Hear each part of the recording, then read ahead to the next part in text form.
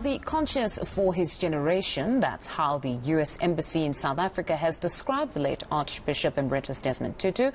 We're joined now by Todd Haskell, the ambassador for the mission in South Africa. Good afternoon, Todd. Thank you very much for your time. Now, just talk to us firstly about the statement that you issued. You spoke of the relationship with the U.S. Can you talk to us about that relationship, particularly in his younger days?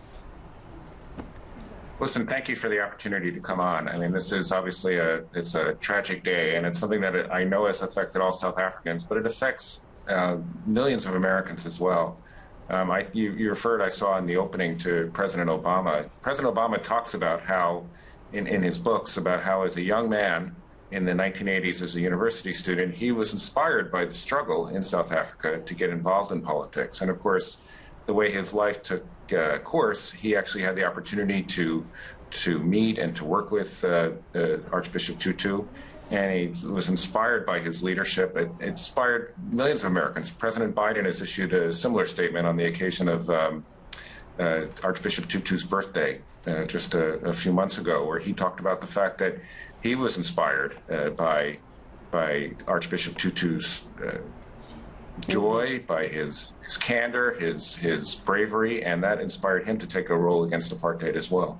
And we understand that the president is yet to issue a statement. So beyond just that statement that we saw from the former President Barack Obama, is there anything else that we're getting from the United States? We're seeing an outpouring from Americans, but of course, keep in mind, right? It's 10 a.m. on the East Coast. It's 7 a.m. on the West Coast. Yes. Folks in the U.S. the day after Christmas are sort of waking up at this point and getting, but I'm sure we'll have statements from the president soon. You know, the president had the opportunity, President Biden had the opportunity to meet Desmond Tutu several times during his career. I think the last time, unfortunately, was during the World Cup when Vice President Biden, then Vice President Biden, was here. But they had a strong relationship, and it's very sad. No, most certainly a loss for the world indeed. Thank you very much. That was Todd Haskell, Chargé Affairs in the U.S. mission to South Africa.